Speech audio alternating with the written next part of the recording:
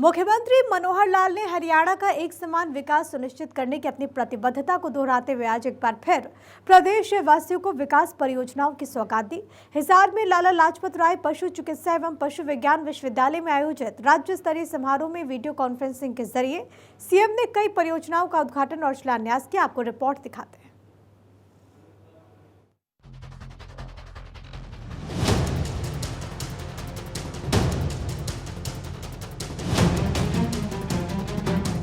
हरियाणा के मुख्यमंत्री मनोहर लाल ने लाला लाजपत राय पशु चिकित्सा एवं पशु विज्ञान विश्वविद्यालय में प्रशासनिक भवन और पशु नस्ल सुधार के लिए एम्ब्रायो ट्रांसप्लांट लैब का भी उद्घाटन किया।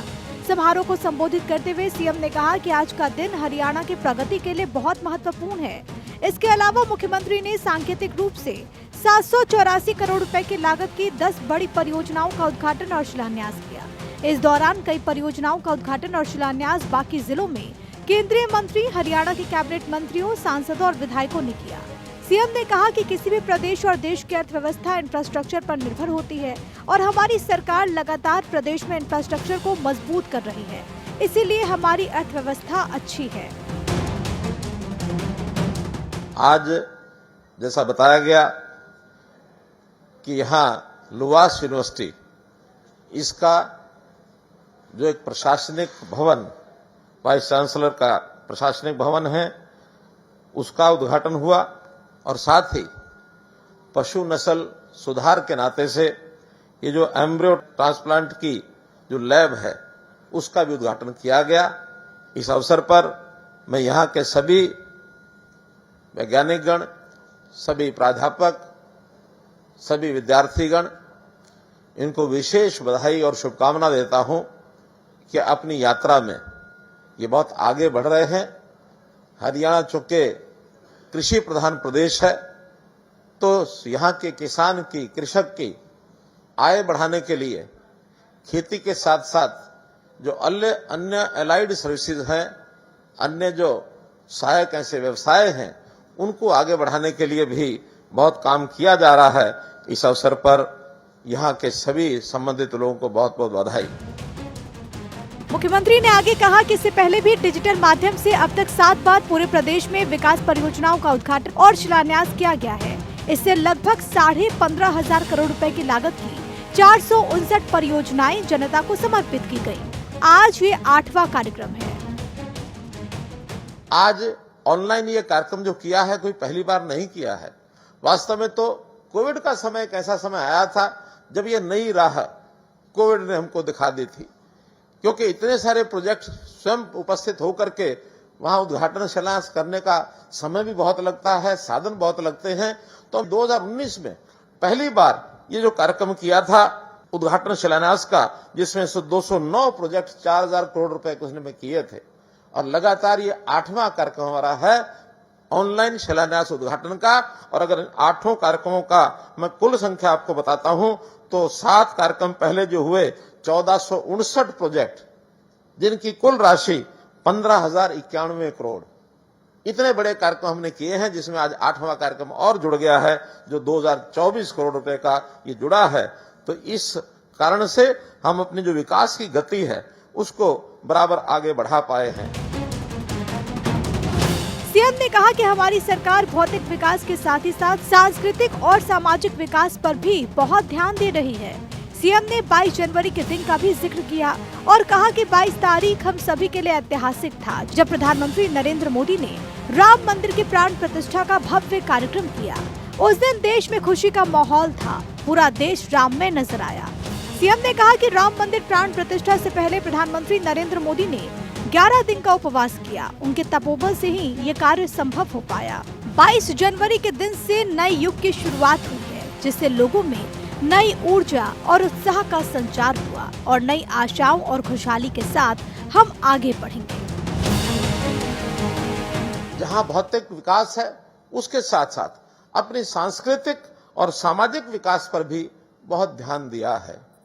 सांस्कृतिक विकास के नाते से अगर मैं इन्हीं दिनों की घटना को याद करता हूं, तो जैसे देश राममय हुआ है, जैसा इस 22 जनवरी की हम एक प्रकार से इंतजार वर्षों से कर रहे हों, इस प्रकार का माहौल 2 दिन पहले जो देश में हुआ, स्वयं प्रधानमंत्री जी ने और भगवान राम के उस मंदिर का प्राण प्रतिष्ठा का कार्यक्रम बड़े दिव्य और भव्य ढंग से कराया है। उससे एक प्रकार से देश की जनता में एक उल्लास, एक उत्साह ये दौड़ा है, ये बढ़ा है। प्रधानमंत्री जी एक विकास पुरुष के नाते से मैं ये भी कहूंगा कि वो एक आध्यात्मिक व्यक्ति भी हैं। यानी जैसे हम सुन रहे थे कि इस शिलान्यास और इस जो कार्यक्रम हुआ अपना अयोध्या में, इस प्राण प्रतिष्ठा के कार्यक्रम से पूर्व शामिल होने से पहले 11 दिन का लंबा उपवास ये उन्होंने किया है। तपोबल के साथ ही ये काम संभव होता है, सामान्य व्यक्ति इसको कर नहीं सकता है। तो इस प्रकार से इस कार्यक्रम के माध्यम से हमारी जो नई पीढ़ियों को जिस प्रकार का उत्साह मिला है, ऊर्जा मिली है, ये हमारे इस काम को आगे बढ़ाने में पीछे नहीं छोड़ेगा। बेरोजगारी पर विपक्ष द्वारा की जा रही बयानबाजी पर कटाक्ष करते हुए सीएम मनोहर लाल ने कहा कि विपक्ष बेरोजगारी को लेकर 35% तक का आंकड़ा बोलता है, जबकि वास्तविक ये है कि परिवार पहचान पत्र में जिन लोगों ने स्वयं को बेरोजगार घोषित किया, ऐसे केवल 8.5% हैं। लेकिन विपक्ष की तरफ से 34 से 35% तक की बात कहना केवल राजनीतिक प्रोपेगेंडा है। मुख्यमंत्री ने कहा कि राज्य में ईज ऑफ डूइंग बिजनेस के नाते हम बहुत आगे बढ़ रहे हैं और हरियाणा आज निवेश के मामले में पसंदीदा स्थान बन गया। पिछले 9.5 साल में 30 लाख लोगों को रोजगार उपलब्ध कराया गया। इसके अलावा लोगों को स्वरोजगार शुरू करने के लिए बैंकों से ऋण भी उपलब्ध कराया गया। आज बेरोजगारी के बारे में बहुत चर्चाएं विपक्ष के लोग करते रहते हैं। 2% से लेकर के और 35% तक आंकड़ा उनका चलता है। जब मन में आए 2% आ गया, जब मन में आए 20% आ गया, मन में आए 35% आ गया। कोई ऐसी जादू की छड़ी हमारे पास नहीं है कि 35% से अब विपक्ष के लोगों ने 9% बोलना शुरू कर दिया। तो आखिर ये रेगुलर चीजें होती हैं, कोई बढ़ती है घटती है, शायद गति से बढ़ती है। हमारा अनुमान अब एक एक व्यक्ति का एक सही अनुमान मैं कह सकता हूं, सेल्फ डिक्लेयर्ड जिन लोगों ने कहा कि मैं बेरोजगार हूं, मुझे रोजगार चाहिए, वो लगभग 8.5% बैठता है। अब 8% 9% का अंतर तो मैं समझ सकता हूं, लेकिन 8-9% की बजाय उसको 34% कह देना सिवाय राजनीतिक प्रोपेगेंडा करने के और कुछ नहीं है। और हम इन सब 8% लोग हैं, इनका एक एक का हिसाब हमारे पास है। किसको कहां आवश्यकता उसकी पूर्ति हो सकती है। सरकारी रोजगार के नाते फार्म भरने का काम वो करते हैं, हम पारदर्शी तरीके से नौकरियां देते हैं। प्राइवेट नौकरी के नाते हम अपने उद्योग को बढ़ावा देते हैं। हमारा उद्योग ईज ऑफ डूइंग बिजनेस के कारण से बहुत अच्छा बढ़ रहा है। उस नाते से हमने पिछले 9 साल में 9.5 साल में 30 लाख लोगों को रोजगार देने के अवसर उपलब्ध कराए हैं। इसी प्रकार आज भी किसी को स्किल डेवलपमेंट के नाते, हुनर विकास के नाते अपना स्वयं का रोजगार करना है, उसके लिए बैंक से लोन लेकर के देते हैं ताकि कोई अपना रोजगार करे। हर किसी को सरकारी नौकरी, पक्की नौकरी मिलना संभव नहीं है, इसलिए हर किसी व्यक्ति को रोजगार का अवसर मिले, इसके लिए हम पूरा ध्यान रखते हैं। मनोहर लाल ने कहा कि वर्ष 2014 में हमने हरियाणा एक, हरियाणवी एक के नाते एक समान विकास सुनिश्चित करने का संकल्प लिया। किसी विशेष जिले या इलाके के बजाय हर क्षेत्र में विकास के कार्य करवाए गए। हर क्षेत्र में उनकी मांग और मैपिंग के आधार पर आवश्यकता अनुसार कार्य हुआ है। सीएम ने कहा कि सरकार ने 20 किलोमीटर के दायरे में एक कॉलेज स्थापित किया और इस तरीके से कुल 70 नए कॉलेजेस खोले गए। इतना ही नहीं, अब राज्य सरकार खेल सुविधाओं की मैपिंग कराकर आवश्यकता अनुसार और खेल रुचियों के आधार पर खेल सुविधाएं भी विकसित करेगी। अभी तक ऐसे 307 गांव हैं जहां 10 किलोमीटर के दायरे में कोई खेल सुविधा नहीं है। वहां भी इस वर्ष से काम शुरू हो जाएंगे। 2014 में सत्ता संभालने से पहले ही हमने कहा था हरियाणा एक, हरियाणवी एक। कभी हमने इस प्रकार का कभी दुविधा नहीं मन में आई है कि किसी विशेष जिले का, किसी विशेष इलाके का विकास ज्यादा होना चाहिए। चाहे वो नूंह जिला हो, सिरसा जिला हो, अथवा पंचकुला जिला हो, फरीदाबाद गुरुग्राम हो, करनाल हो, रोहतक हो, भिवानी हो, हिसार हो, कोई भी जिला, इन सब जिलों में जहां जितनी आवश्यकता वहां से आई है, वहां की डिमांड्स आई हैं, अथवा डिमांड नहीं भी आती है, तो मैपिंग के आधार पर जहां जिस चीज की आवश्यकता है हम अपने आप उन कामों को कराने के लिए आगे बढ़ते हैं।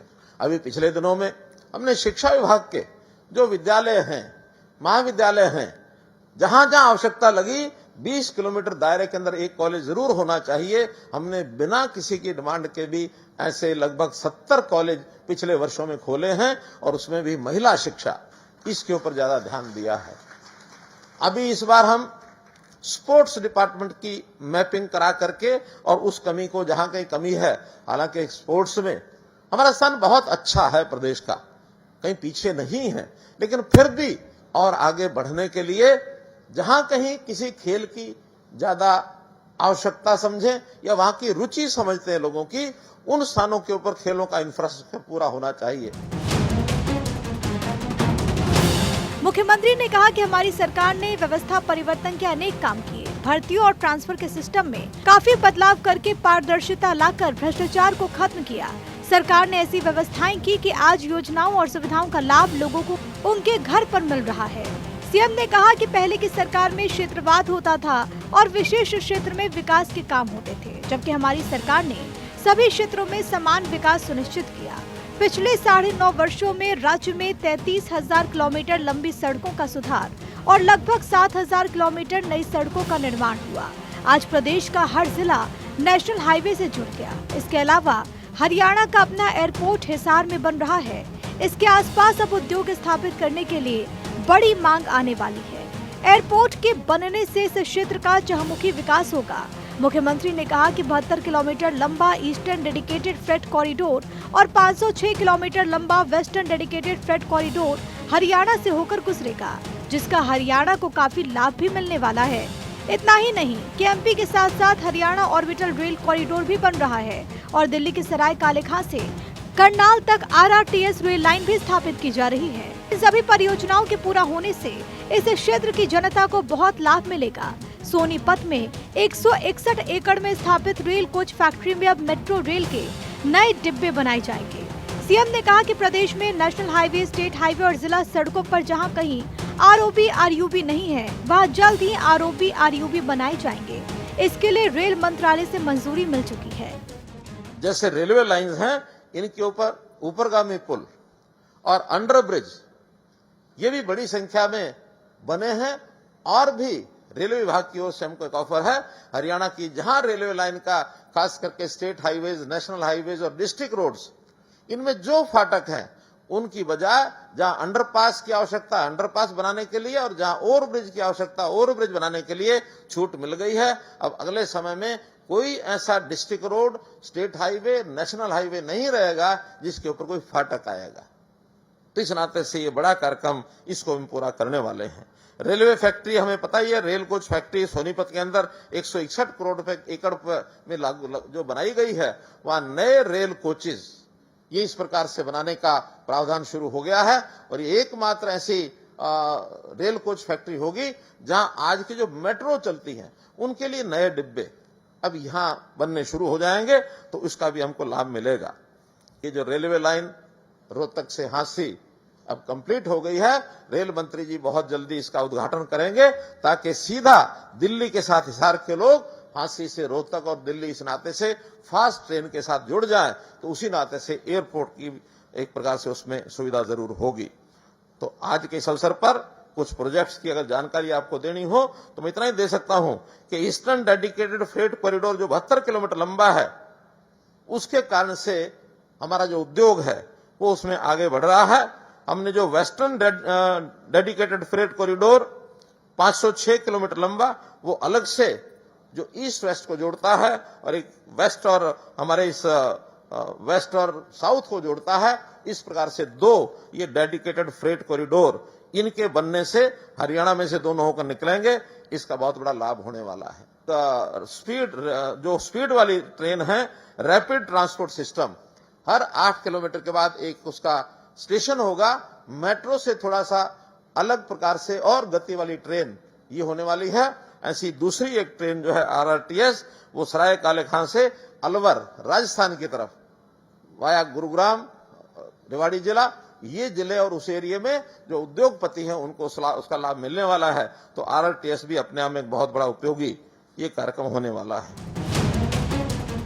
मुख्यमंत्री ने कहा कि 2014 में प्रदेश में केवल 6 मेडिकल कॉलेजेस थे और 700 MBBS की सीटें थी, लेकिन वर्तमान सरकार के प्रयासों से मेडिकल कॉलेजेस की संख्या जल्द ही 26 होने वाली है, जिनके परिणाम स्वरूप एमबीबीएस की सीटों की संख्या 3500 हो जाएगी। सीएम ने कहा कि हमारी डबल इंजन की सरकार ने न केवल इंफ्रास्ट्रक्चर पर ध्यान दिया, बल्कि सामाजिक क्षेत्र में बदलाव और समाज का जीवन कैसे खुशहाल हो सके, इसके लिए ईज ऑफ लिविंग की दिशा में भी काम कर रहे हैं। चंडीगढ़ से डॉक्टर थानेश्वर शर्मा की रिपोर्ट।